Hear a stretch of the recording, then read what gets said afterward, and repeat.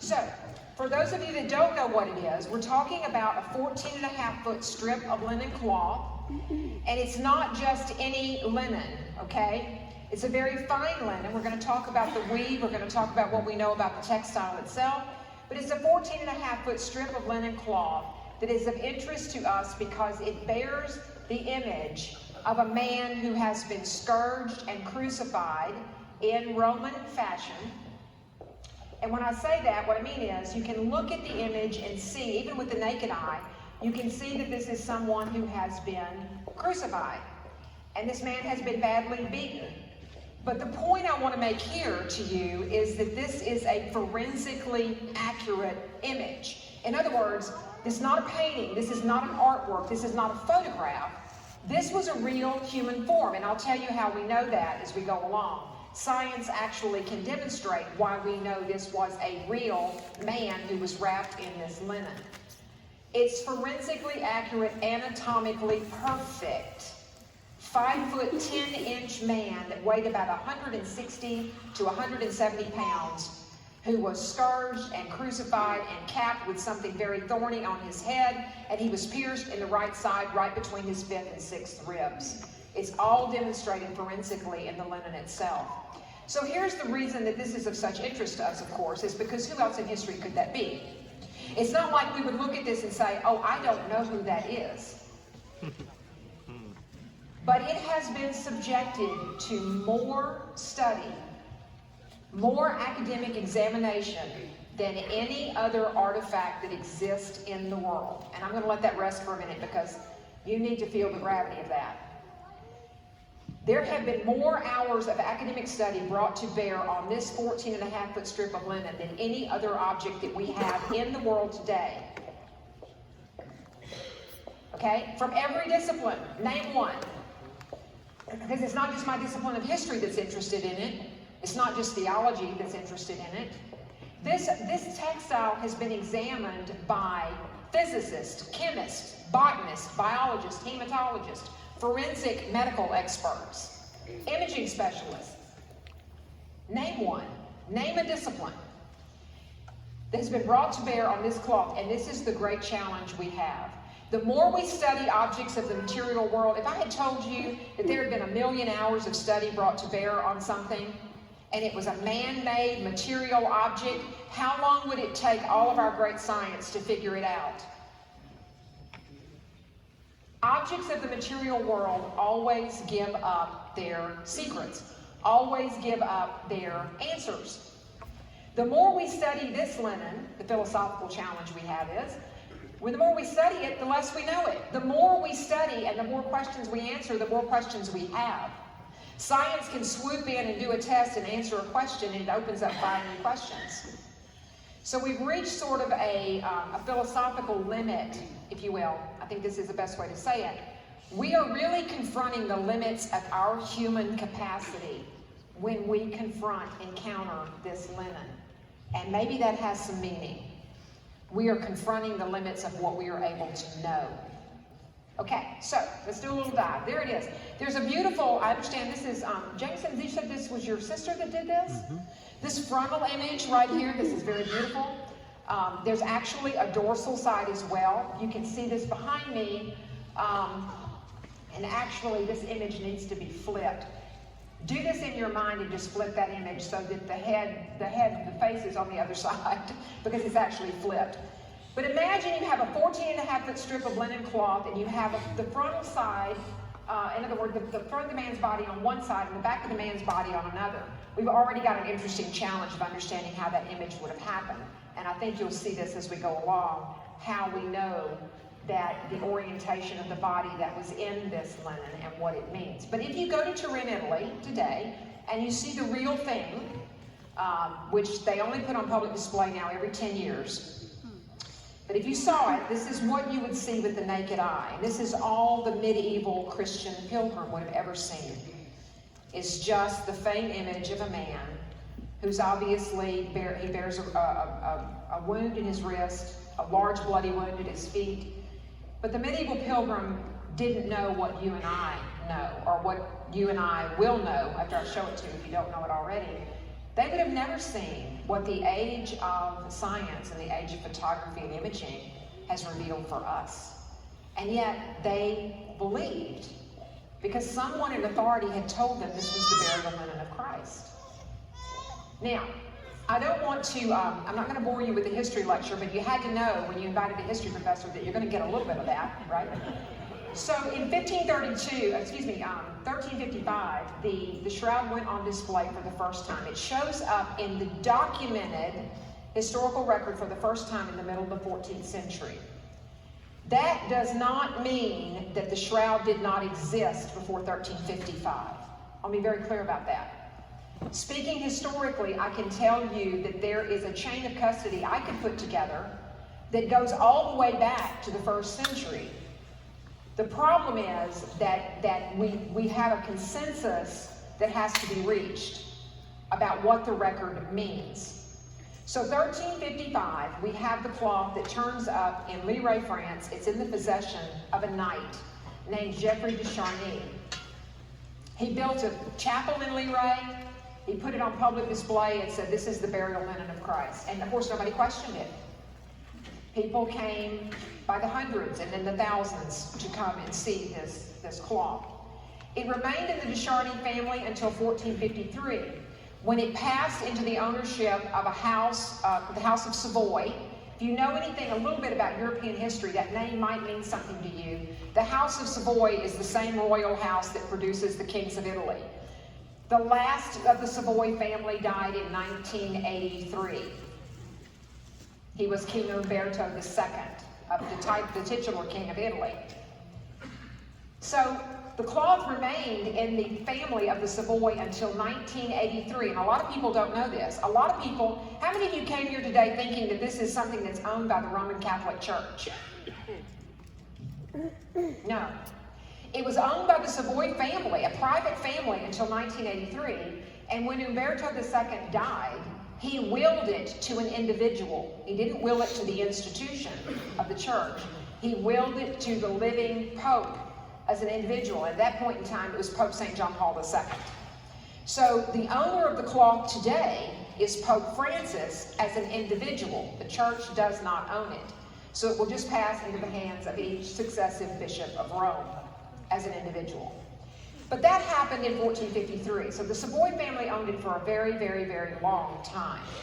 Much of its history, actually, documented, is in the hands of the Savoy. Something very interesting happened in 1532. The Savoy family had built a chapel on the grounds of their private chateau in Champari, France, which is right over the border in France.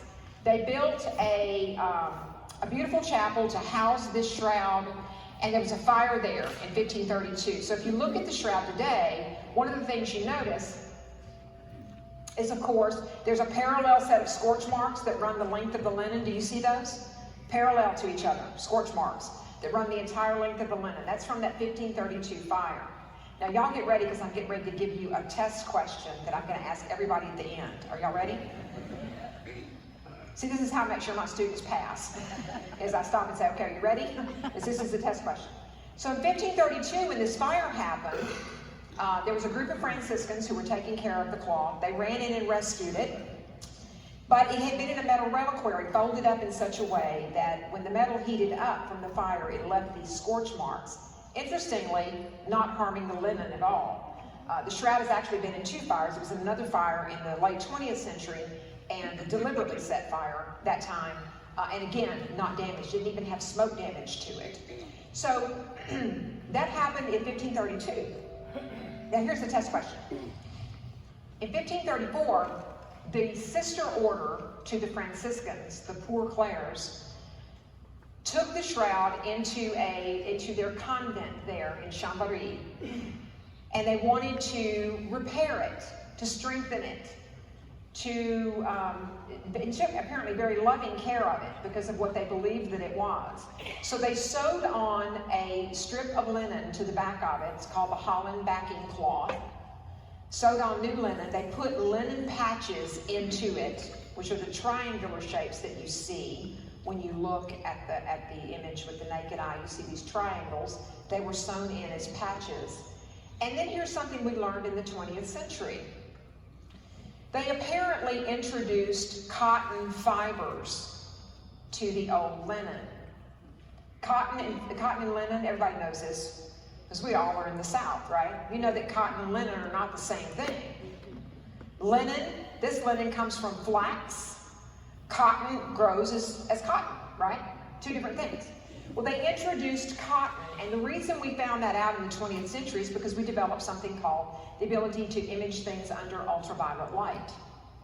And under ultraviolet light, one of the things that was noticed about the shroud is that the entire thing, the entire cloth is the same color. It's this homogeneous, beige, sepia-toned color that you see with the naked eye, except for the top left corner. The top left corner of this linen fluoresces a bright green, and I'm looking at that tablecloth right there, green. So chemists who were on this Shroud of Turin research project knew there was something chemically different about that part of the linen, that it couldn't be the same makeup as the rest of the cloth.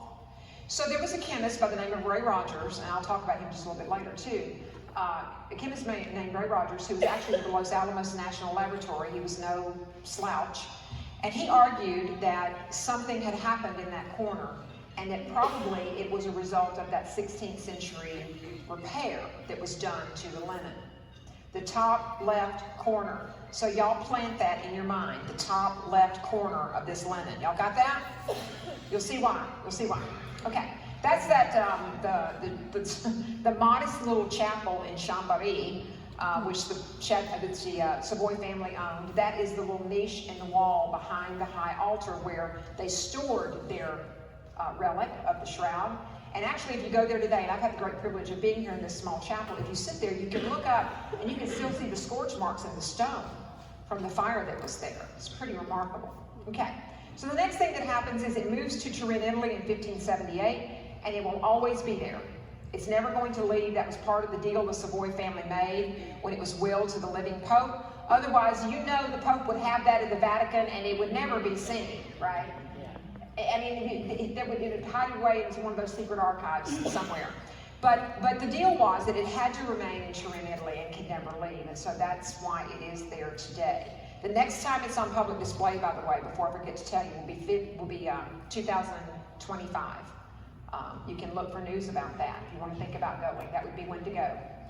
The next thing that happens in its history, let's fast forward a long time. Let's go to the year 1898, and the shroud is photographed for the very first time. Now remember that, I'm looking around the room, I'm thinking, how many of us understand negative photography? Do you remember taking your film and getting it developed? And you'd get the negatives back. You should see me trying to explain this to young people.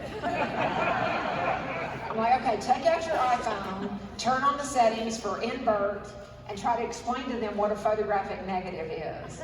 But many of us will remember, will understand this terminology. So in 1898, there was an amateur photographer named Secunda Pia, who went to the Savoy family and asked if he could photograph the shroud. Now that is his very sophisticated equipment.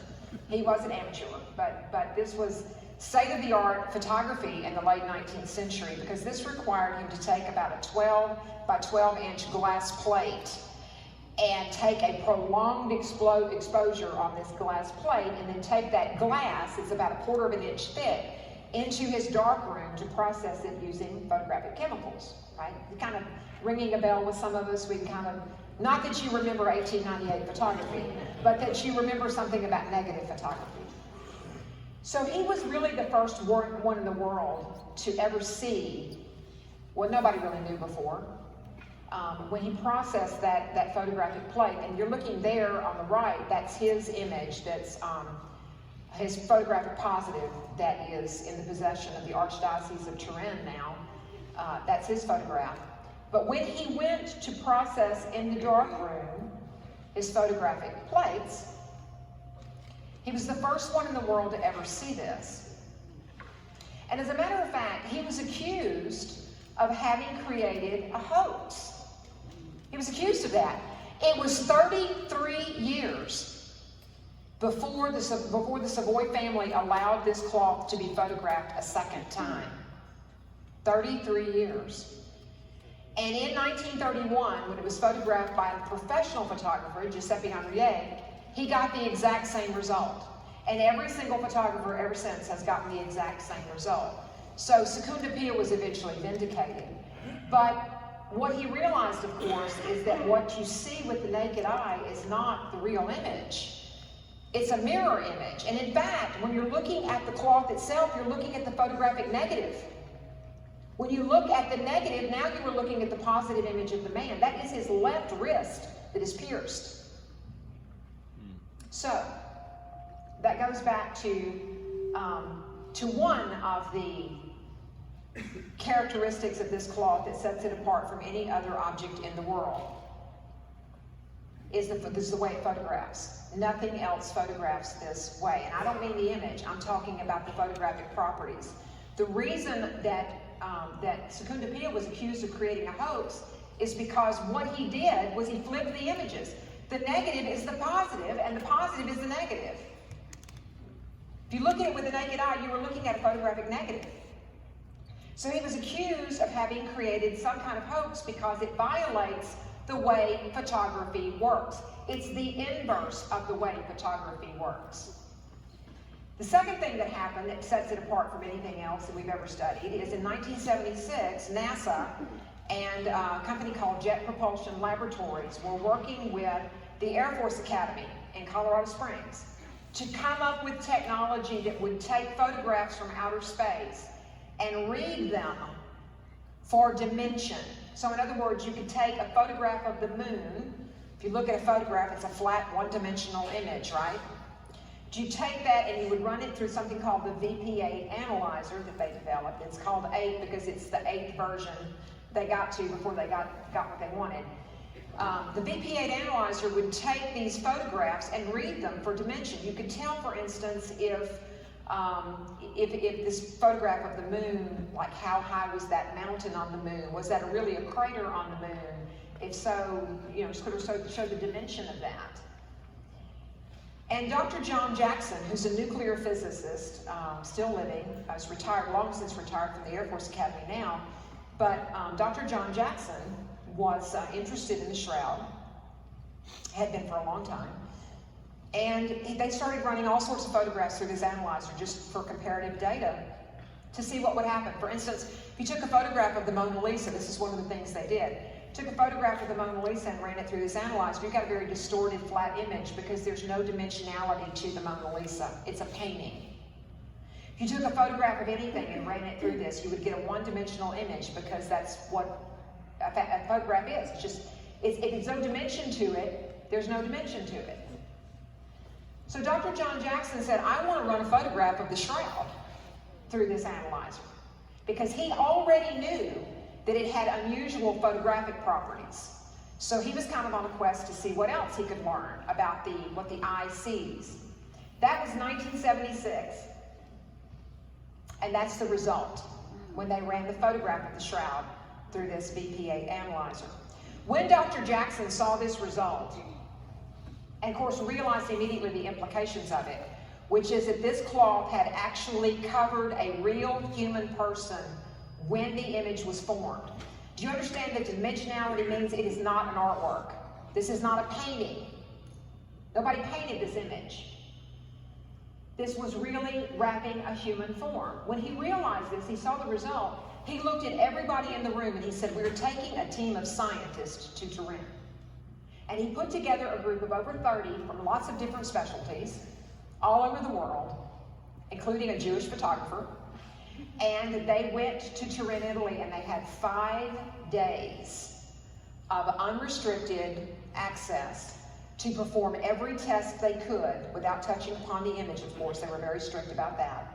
But they could perform every test that they could. They filed a protocol ahead of time, had 5 days, and they worked 24 hours around the clock to get in all that they wanted to do to study this linen. Because these are the two things that set it apart. Nothing else photographs this way. The eye sees the photographic negative, not the positive. And it actually has dimensional information encoded in the very top fibrils of this linen. Now, I don't want to blow your mind too much, but I want to explain to you what I mean when I say fibril. So do you understand, everybody kind of image in your mind what a thread looks like? What a thread looks like, okay? Now, take that thread apart, and each thread has about 100 fibers in it. And each fiber has about 100 fibrils. This image, and all of its complexity, is only on the very top fibrils of this linen. All this dimensional information, all of this information about the man's wounds is in the very top fibrils of this linen. Now, what does that mean? You could scrape it off with a razor blade. That's how superficial it is. Yet, it contains all of this incredible information, detail about the man himself who was wrapped in this cloth.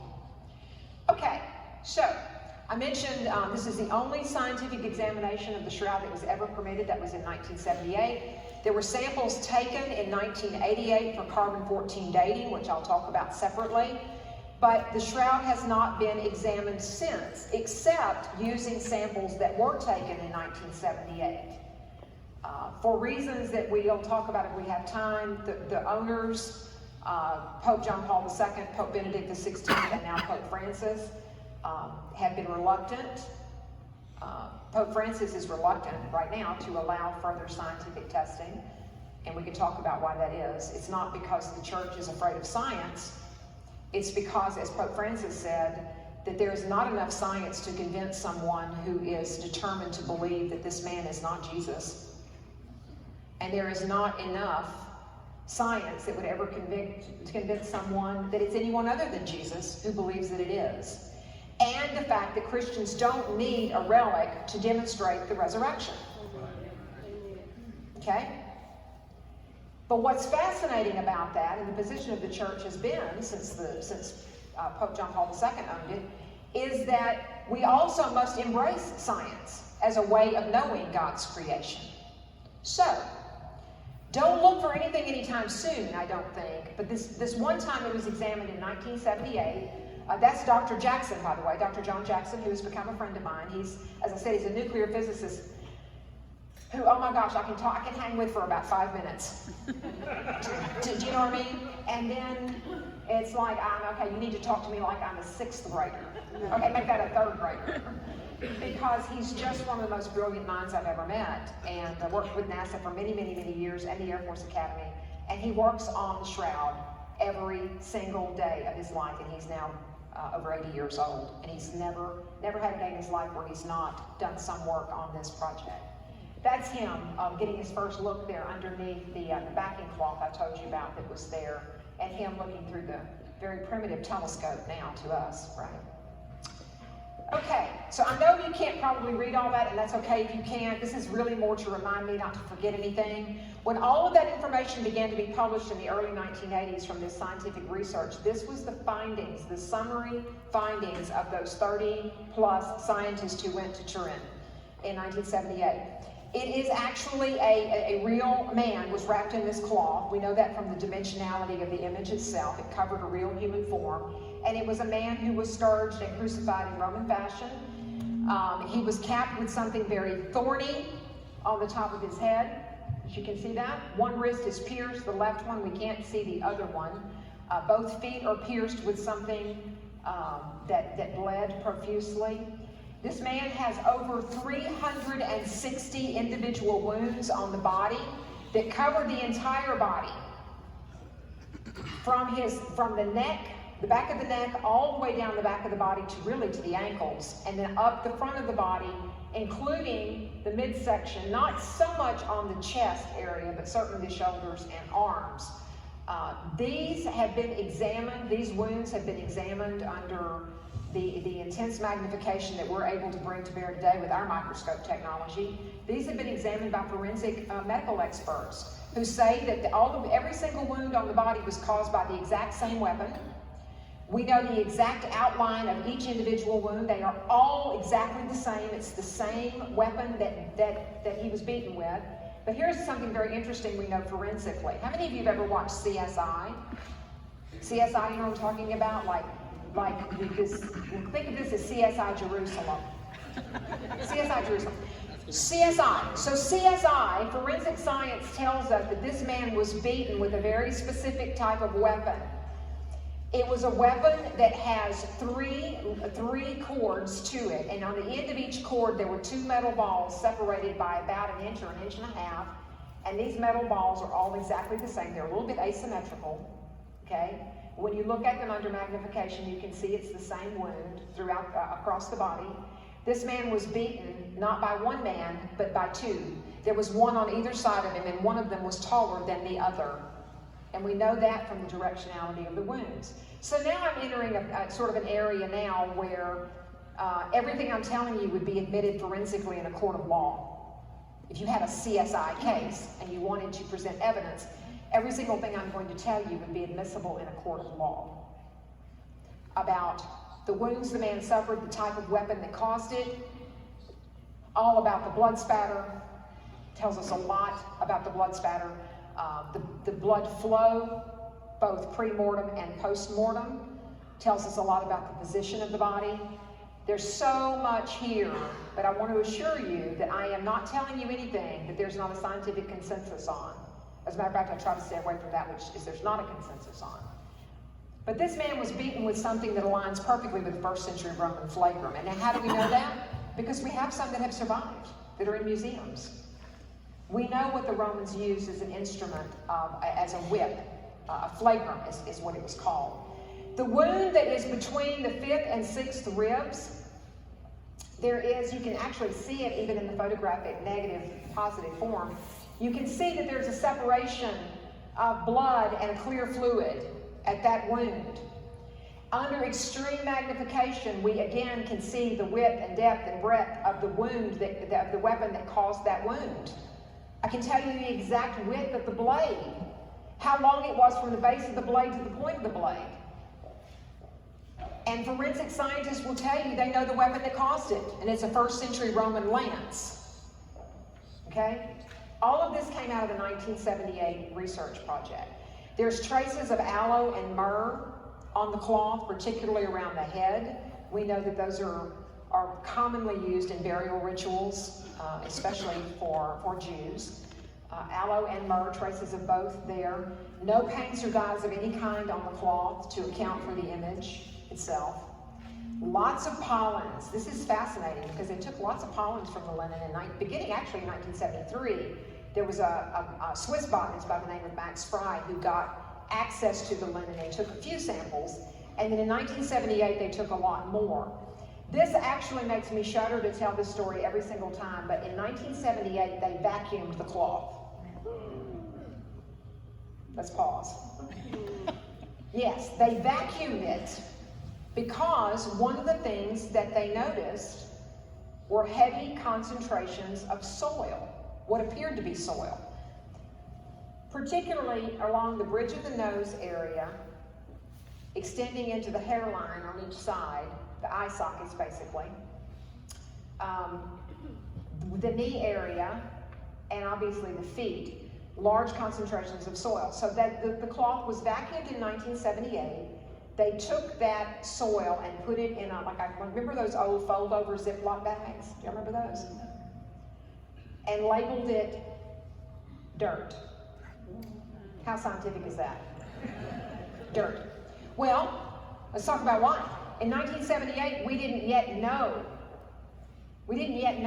that soils have specific signatures at extreme magnification, have specific kind of crystalline structures that can place it in a certain geographic area. For instance, do we have red clay in North Louisiana? Amen. Is there red clay in Georgia? Are they the same? No, they look nothing alike. They look nothing alike, microscopically look nothing alike. So this is going to be important because even though they didn't know in 1978 where the soil came from, they took it, they felt it would be like important evidence, they put it away in a vault, and lo and behold, about 20 years ago, we were able to test that and take representative samples from around a certain area, and we're able to identify the precise signature of this particular soil. So that's going to be important too, as you will see. This is the position of the body at the time the image was formed. Now, how do we know this? Because that information that came from the VP8 analyzer, do y'all remember that? That dimensional information? Think of it as being spatial. So there is a direct correlation between the places that the cloth touched the body and the places where it didn't. The places where the cloth touched the body directly, there's much more of an image imprint. The places where it didn't touch the body, you can tell the spatial relationship, right? Is that kind of making sense? Think of it like an animation for a movie. If you were going to write a computer code to animate a character for a Disney movie, you would have to write this kind of dimensional information into a computer code. Well, they didn't have to write this. It's already there, and it's just extracted from the cloth itself. This has been attested to by so many different laboratories that have worked with this linen. This is the position of the body. You can tell from the flexion of the neck and the knees, the flexion of the feet, that forensic experts have said that this man was in a state of rigor mortis when the image was formed because of the position of the body itself. Rigor mortis sets in a few hours after death, and it resolves within at least 72 hours. So we're talking about a 3-day window within which this image was formed on the cloth. The man had not been dead more than 3 days when the image was formed. The textile itself has been subjected to a lot of different analysis, and I always say this just because I think it's interesting. As someone who has studied a good bit about the Middle Ages, and I don't know a lot about the process of looming in the Middle Ages, but I will tell you this, it didn't change much over 1,000 years. In the ancient world, if you were going to make a piece of cloth, you did it a certain way, and in the medieval world, they're still doing it that way. 1,000 years, 2,000 years. Really, we could go to today. If you wanted to hand loom something, the most common way you would create a cloth is you would hang a vertical thread, and you would run a thread over and under, over and under, over and under, horizontally. Does that make sense? Very simple 1/1 weave. It's very easy to produce, that you could mass produce these, cut them, sell them, and very, very common way to do things. This is not that. This is a very unusual and expensive linen. It is a 3/1 herringbone weave, and actually when I saw it for myself, and as Jameson mentioned, I got to spend some time with the cloth, really about an hour with it in July, and not even under any sort of imaging or microscopic examination, you can see this with the naked eye. The herringbone weave is beautiful. It's a beautiful piece of linen. It's a beautiful piece of linen. But it was an expensive cloth. So whoever this man was, who was beaten and crucified and capped with thorns and pierced in the right side and wrapped in a linen, he got a very nice shroud. He had an expensive shroud. So whoever bought this, whoever owned this, was someone of means. This was someone who had money. Okay, the blood evidence, the blood on the shroud is human. It is type AB. It is male. I actually can't even add to the list. I couldn't give you a slide that has all the laboratories that have verified this. The type AB, it is male. That's really all we know about it. We do not know anything about the genome. As a matter of fact, there's an incomplete helix. We're not able to give any genetic information about this person. But it is type AB and it is male. And this is interesting because it makes it a forensic match for another relic that I used to be a little hesitant to mention, and now I'm not. It makes it an interesting comparison. How many of you in here, see, we've said about 100 people, how many of you have type AB blood? Anybody? Well, statistically, it's about 3% of the population, so I would think in 100 people we'd have a couple or 3. Nobody. Maybe you don't know your blood type? We have 1. We have 1 over here, 1 over here. Is that it? 2? Statistically, that's about right, okay? If it were type AB negative, it would be 1% of the population, but we don't have the RH factor. So what I'm pointing out to you is that it's an exceedingly rare blood type. So the fact that it's a forensic match for another relic that I want to mention to you real quickly makes it all the more compelling now that we know the blood type. There is a cloth that is held in Oviedo, Spain. Not an expensive linen, a rather cheap one, as a matter of fact, very simple weave. But it arrived in Oviedo, Spain in the year 613. And all of this is documented very well in the historical record. It arrived out of Jerusalem. It was brought from Jerusalem in the year 613. And it was brought in an ancient reliquary, an ancient box.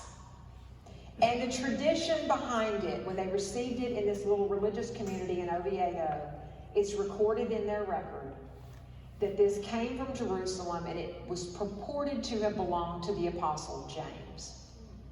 Now, for many centuries, I think a lot of people didn't pay too much attention to this linen.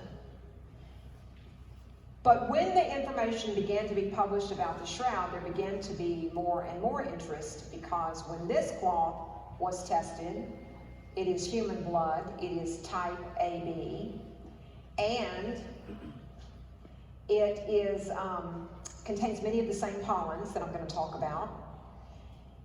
And then when forensic science developed in the 20th century, they were able to really study the blood flow, blood spatter pattern on this linen. They realized that this cloth had covered the face of the same man who was wrapped in the shroud. There's over 120 points of congruity for blood spatter between this cloth and the shroud. There's a stain on the back of this that's an exact match. You can line them up microscopically. They line up perfectly. So what is this linen? Go read John's chapter 20, because John is the only of the evangelists who gives us this detail. Remember the scene? Peter and John ran to the tomb. Remember the scene? John tells us that he waits, he hangs outside, and Peter runs into the tomb. And then he says, does the other disciple, talking about himself, the other disciple looked into the tomb and saw the burial linen lying there, including, and John's the only one who says this, including the cloth that had covered Jesus' head that was rolled up in a separate place by itself. Sometimes this is called the napkin. The Greek word that John uses is sudarium, which is a sweat cloth, commonly used by people, men of that time would have wrapped their head, they were working outside, or carried it somehow to wipe the sweat from their body. There's no question that Jesus' head would have been covered when he came down from the cross, because it was Jewish sensibility. He had died a brutal death. His face would have been immediately covered. The reason that this is so interesting is John tells us there was such a cloth. And because it had blood on it, it had to be buried with the body. Under Jewish law, that's part of the body. Blood is the body. So it was placed in the tomb, but Jesus was not wrapped in this. It would have been removed before he was enshrouded. The fact that it is the same blood type and it is a forensic match, and the fact that we know where this cloth has been since the year 613, means, obviously, if you're tracking me, that these cloths had to cover the same man before the year, what? 613. Okay, so hold that thought too. There's 56 different pollens on this cloth. 7 of them are unique to the Middle East. There's only one place in the world where 3 of them are found together, and that's in and around the old city of Jerusalem. At some point in its history, this cloth was in the city of Jerusalem. If I commit a crime in Stonewall, Louisiana today, I'm not, but if I did, well, I might speed. As they know in Sabine Parish, as I was there last week talking to the good people there. But anyway, if I were to commit a crime here in this part of Louisiana today, how would law enforcement be able to place me here? The pollens in the spring, especially in the spring, say the months of March, April, are going to be embedded in my clothing. And there's no getting around that. They're microscopic. I know they don't feel like it sometimes, but there's no getting around it. That is forensic science. So the 56 pollens that are present on this linen tell us exactly where it has been. And I can tell you where it's been, okay? I'm going to show you that. I'm going to come back to this in a second. It has been in Jerusalem, and this timeline is my own. I can't tell you what year it was in Jerusalem or what year it was in Antioch, but I can tell you that it was. It was in Jerusalem, it was in Antioch, it was in a place called Edessa or in and around Edessa in Turkey for some point of its history. It was at the Dead Sea, the straits going into the Black Sea. There are Pollens here that place it in Constantinople, Istanbul today. And of course, there are Pollens on it from Western Europe, which are to be expected, given its history in Italy and France. I can't tell you when it was in these places. I put this timeline together because, interestingly, it aligns with a historical record. That an early church father tells us that there was a burial, not the burial linen, but he calls it an image of our Lord at full length that was taken from Jerusalem to Antioch. He says when that city fell, meaning Jerusalem in the year 70. So the pollen lines up with what we know historically about a burial linen appearing in the record. All that to say, this is not something we can dismiss. This would get somebody convicted in a court of law. Okay, the most prominent pollen on here is this one you're looking at, Gandelia tourneforti, which is a blooming thorn. It blooms in March or April. It's native to the Middle East. It's not particularly, it's not particularly specific to Jerusalem or Judea. It blooms throughout the Mediterranean. But it is a blooming thorn, and it's about the size of a soccer ball. Makes a huge bloom.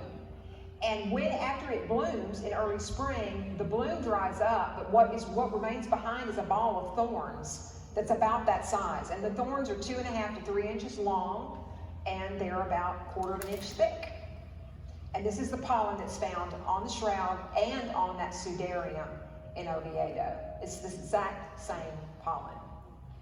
Okay, the soil I mentioned, we now know it's a very specific type of limestone. It's called Travertine aragonite, and about 20 years ago there was an effort to isolate it because they knew that it was a Middle Eastern limestone, but they didn't know exactly where it was.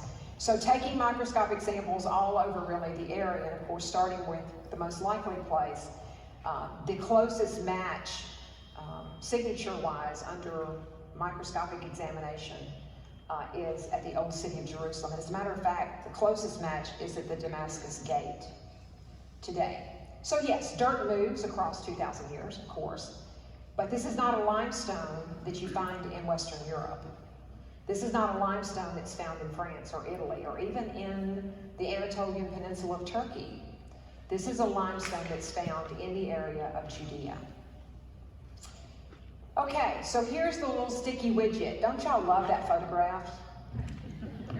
This is the press conference where the University of Oxford, the University of Zurich, and the University of Arizona in the United States came together to announce their results from the carbon-14 dating.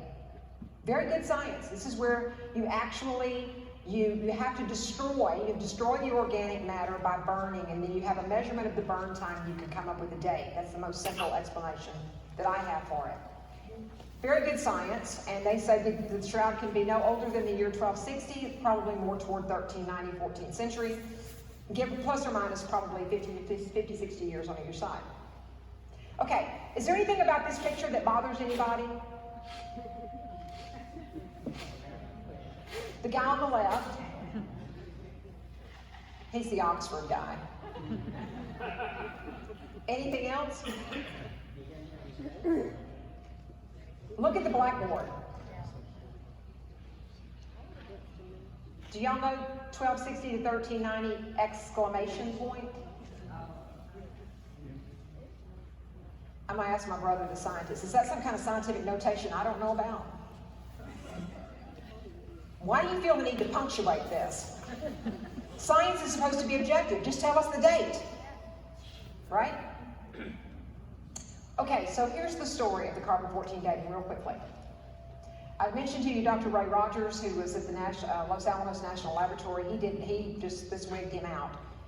He said there's just so much we know now about the pollens, the blood, this is not adding up. How can this have a medieval date? And he's the one who postulated that there was something chemically different about the area of the cloth that they tested. Then, in 2019, there was a young Christian lawyer by the name of Tristan Casabianca, young Christian. He was Christian, but he's French. a French lawyer by the name of Tristan Casabianca. I was with him in Turin this past July and got to know him a little better. He's a delightful young man, but he was an atheist. He was raised in an atheist home, and he went to a presentation on the Shroud. Anyway, that's his story. But he was so interested in the Shroud that he called up the British Museum on the phone, because they're the custodians of all the raw data from the 1988 testing, called them up on the phone and said, hey, I'd like to see all the raw data from the test. I want to see the protocol. I want to see how they did this. And he was told no. He was told no. And he said, well, this is science. This was a public test. You know, if it's not under some kind of like intellectual ownership, I have a right to see it. So he sued the British Museum. Sued them under the International Freedom of Information Act, forced them to release the information.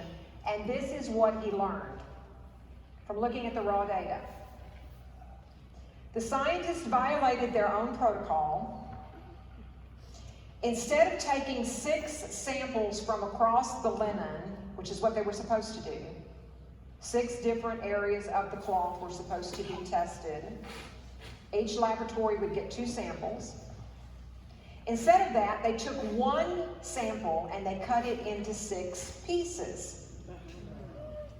Now look, I was a humanities major and I know this, that taking 1 piece of linen and cutting it into 6 is not the same thing as taking 6 samples.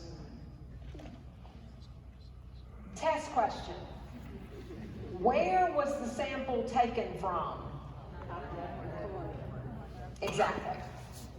So, this is why there is more interest in the Shroud again now than there has been in many, many years, is because we now know that that date is wrong. And here's the worst part of all of it. University of Arizona never even tested their samples. They still have them in a vault. And Turin, the archbishop there, acting on papal authority, acting on the authority of the Pope, has demanded those samples back.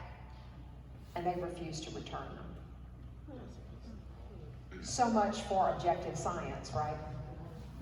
Okay, so I'm going to get to this so I can conclude. The image formation process is the thing that troubles us the most because we can't seem to answer the question. There's 17 separate image characteristics that have to be matched if you're going to say, for instance, I've heard this, and you can go read about this online if you're interested. There's been an experiment done with excimer lasers that comes close. It matches about 7 of the 17 image characteristics. Nuclear explosions can match a few of these. You can't go home and make one in your microwave, okay? I've had people say that, oh, I could make that in my microwave. Okay. We know, it's all theoretical physics, but we know the energy it took to create this based on these 17 image characteristics that have to be matched. This is what Dr. John Jackson has worked on the entirety of his life as a nuclear physicist. And it is theoretical. And do you know what I mean when I say theoretical physics? Lee? If it's theoretical and it's not practical physics, like we can compute it, but you can't do it. You can't do it because it's not in our physical capacity to do it.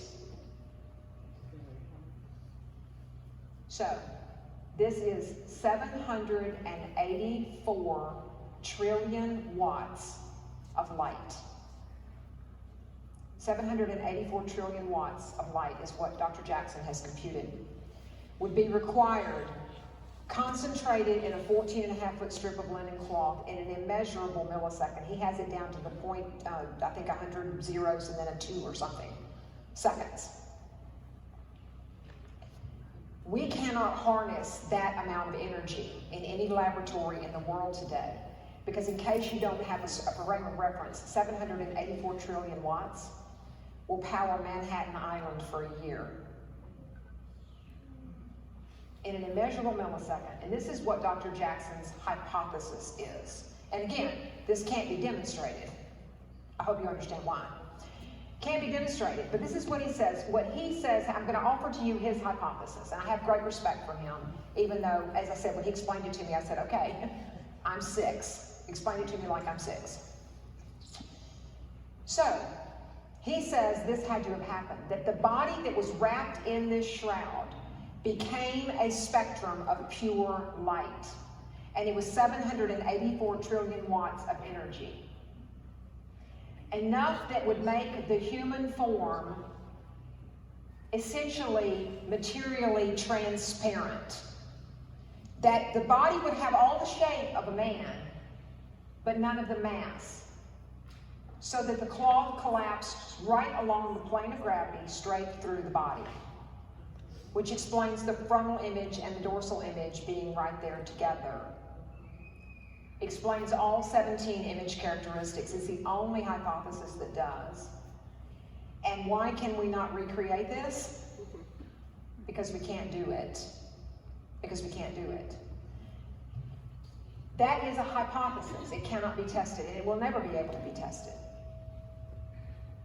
So we're really only left with 2 conclusions. And I've talked to groups all over the world, and I'm not exaggerating when I say this. I have done this for many years all over the world. And I have been in all groups of people, and I have heard all kinds of questions.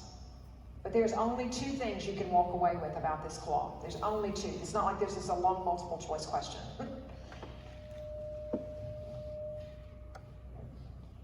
It is either the authentic burial linen of Christ, and that this is a physical remain of a metaphysical event, a natural remain of a supernatural event. It's either that, because it was created in a process that we cannot reproduce in the 21st century. It's either that, or the only other thing it can be, is it is an ancient or medieval artwork. And it is an artwork that was created by an unknown artist who had advanced knowledge of botany and blood spatter forensics and negative photography 700 years before it was invented, who never did another artwork of any kind, in a process we can't reproduce in the 21st century. You don't have a lot of other options. It's one of those 2 things. It's one of those 2 things. And I'm not going to, I usually end by not suggesting where I stand on this. Can it be a natural remain of a natural event? Could it be some natural process? There are people who think that. But we don't have anything else in the world like this. Nothing like this. No shroud like this. So, those are the 2 possibilities. And this is where I always say that no matter how much scientific endeavor man undertakes, no matter how much knowledge man gleans, we always are going to be confronted with something that is greater than ourselves, some question we cannot answer. And when we get there, when we get to that question, what made this? Then you have to say to yourself, I am already in the presence of something greater than myself, because I don't know. Because I don't know. And there's no measure of science that can take us into a supernatural realm. Science is a natural measure. Am I right, my dear brother? It is a natural measure. It cannot measure the supernatural, and never will. So that's where we are. There's lots more work going on around the world with this cloth today. It is better cared for than anything I know of in the world. I saw that firsthand. I will tell you this. I had to ask the question. It's in a very special encased in a very special reliquary today, because I mentioned it was in a fire in 1997. So they put it in a new reliquary. NASA designed the reliquary. So, do you know what I mean? We can shoot the shroud into outer space, and it can re-enter the Earth's atmosphere and not burn up. Because that's what those people believe it is. So, thank you very much for having me here today.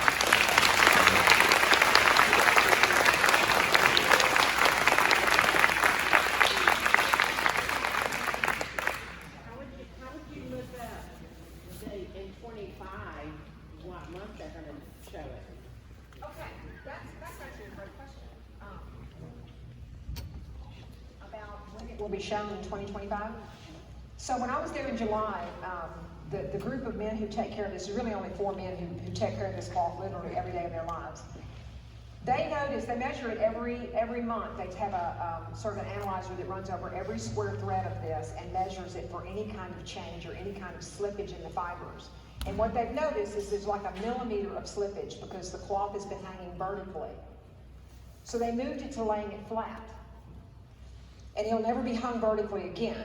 But what they've noticed now is that the image is beginning to fade, and they think it's because of its exposure, continual exposure to light.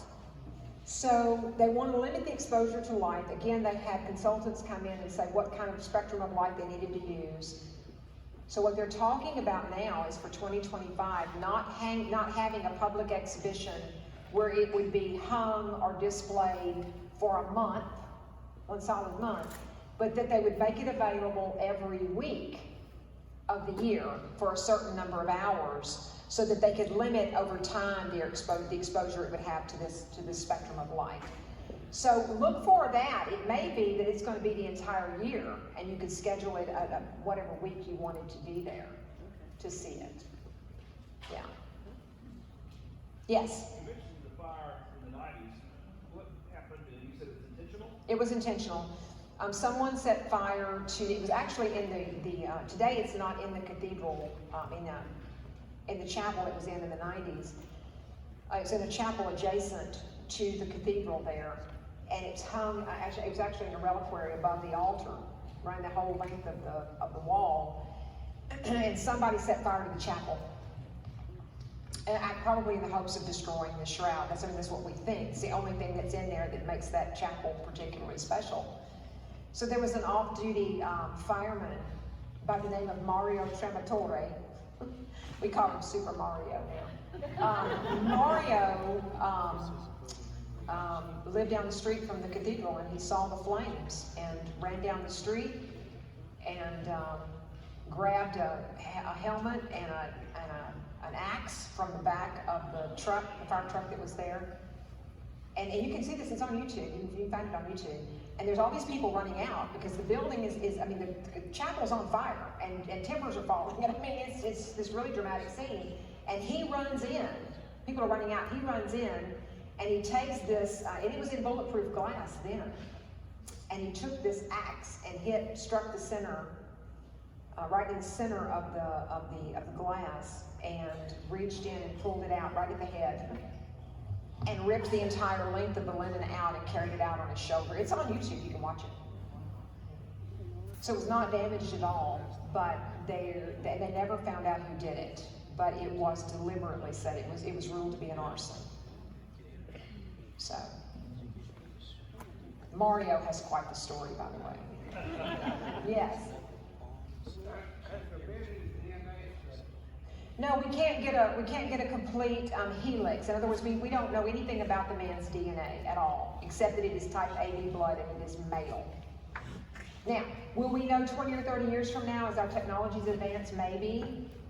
But interestingly, it's the same situation with the Sudarian. We can't get a complete picture. There's missing information.